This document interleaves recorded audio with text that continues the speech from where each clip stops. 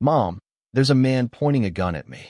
My daughter's voice came through the phone, steady, calm, and chilling. Don't worry, I'll handle it. But you might want to come home before this guy ends up on the evening news. I ran out of the conference room, leaving behind stunned coworkers. We'd only lived in Silver Ridge Estates for 2 weeks. Who could have guessed the HOA's version of security would greet my daughter at gunpoint? They picked the wrong house and had no clue who they were dealing with.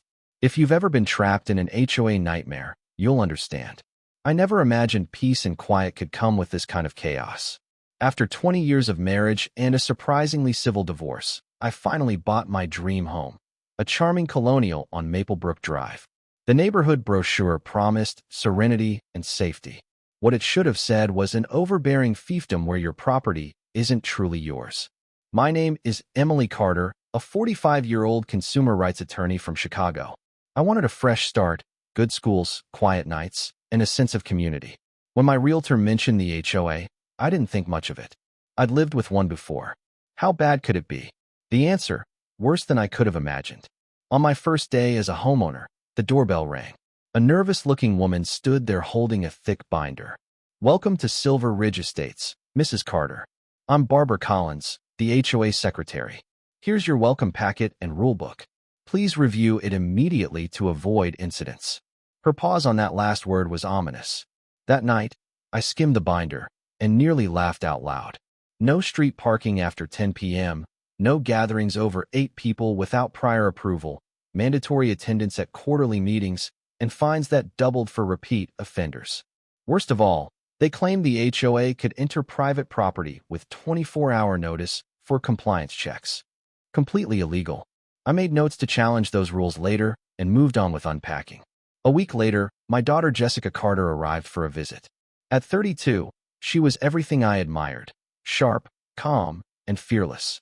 Few people knew that Jessica was an FBI tactical commander based in D.C. She preferred to tell strangers she was a government employee. That morning, we were drinking coffee on the porch when an older woman waved from next door. "You must be Emily's daughter," she said warmly. "I'm Margaret Lewis, your neighborhood gossip, at least according to our mighty HOA president." She laughed, then leaned closer. "Be careful around Gregory Holt, our president, and his sidekick Dale Patterson. Greg's a former cop with a bad temper, and Dale thinks his online security badge makes him a real officer." Margaret had the mischievous sparkle of someone who'd seen too much and wasn't afraid to talk. I liked her instantly. That night, I parked slightly crooked in the dimly lit driveway, 2 inches over a faded line. The next morning, a bright orange notice was stuck under my wiper: violation, improper parking. Fine, $50. Signed by D. Patterson, Security Enforcement. Is that even a thing? I muttered over breakfast. Jessica studied it and frowned. "Mom, this isn't from the HOA. It's from Dale personally." I couldn't ignore that. I fired off an email citing Illinois state law on overreach and enforcement abuse.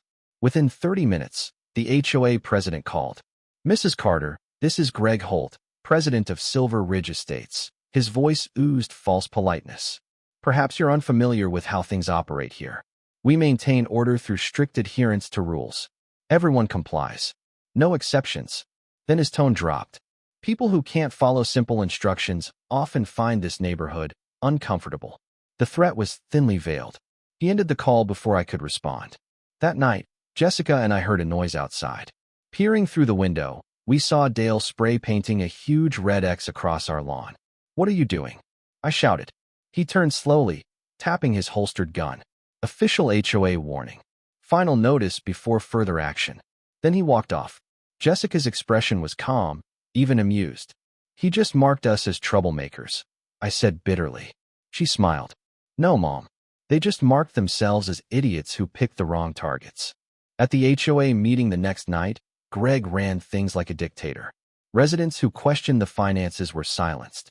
When I raised legal objections, he smirked and told me to do better research next time before buying. But as we left, Barbara slipped me a note. "Careful. They have cameras everywhere." That night, Dale's car was parked across the street, lights flicking toward our windows. Intimidation tactics. Jessica quietly installed hidden cameras around the house.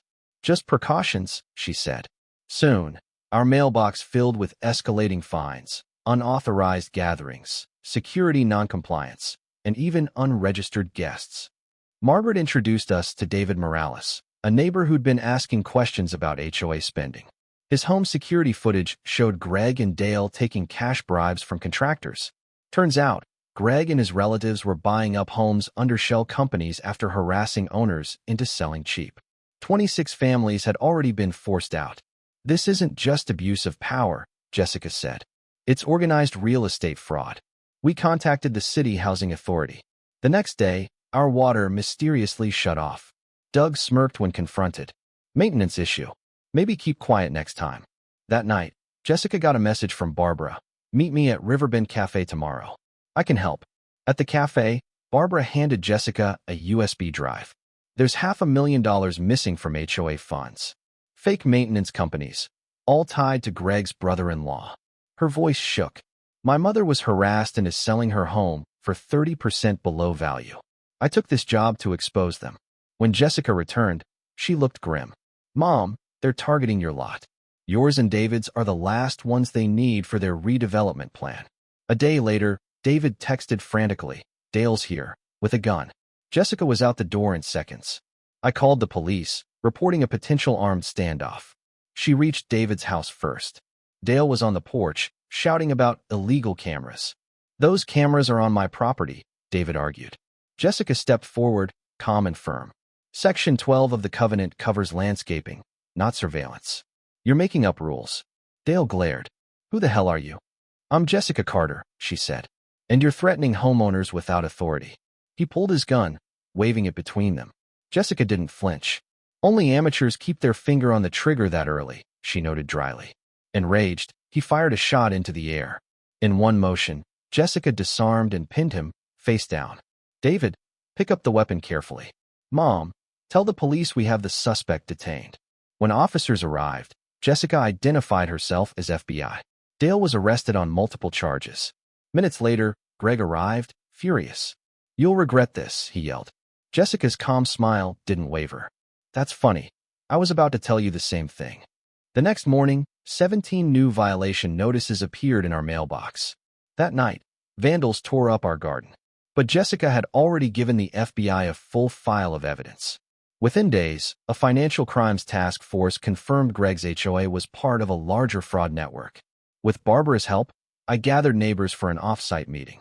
23 families came. Together, we formed the Fair Homes Alliance and demanded new elections. When Greg tried to expel me from the community, the meeting erupted. Barbara stood up and revealed her documentation publicly. Margaret called for an immediate vote of no confidence. Greg stormed out, but the board was dissolved on the spot. That night, as Jessica and I returned home, we found the door broken open.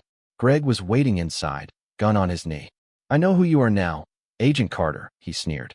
"You'll sign this retraction and sell your property, or things get ugly." Jessica activated her phone recorder discreetly. "That's your plan? More threats?" she asked, stalling him while extracting his confession. For 20 minutes, he bragged about the bribes, the shell companies, the 34 houses they'd seized. He even admitted the gun was stolen from a police evidence room. Finally, Jessica said quietly, "You should know two things. That gun's already flagged as stolen.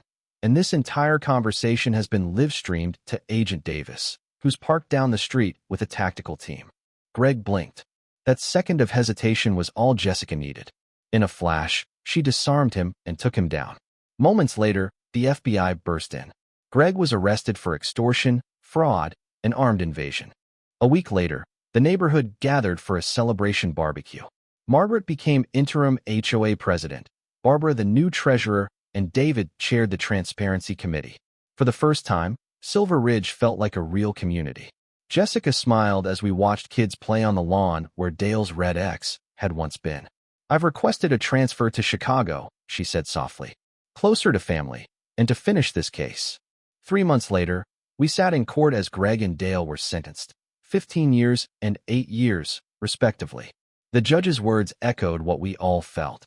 "You abused trust and used intimidation for profit. This court won't tolerate it." Outside, reporters asked how it felt. "It feels like proving that small injustices matter," I said. Jessica added, "And sometimes, The wrong target fights back harder than you expect. Now, our HOA operates with full transparency, open books, fair elections, and genuine community spirit. On our lawn stands a little sign that always makes me smile. This property protected by FBI. Think twice before pointing guns. Because in the end, all it takes to stop bullies is a determined mother, a daughter with the right training, and neighbors who finally refuse to be afraid.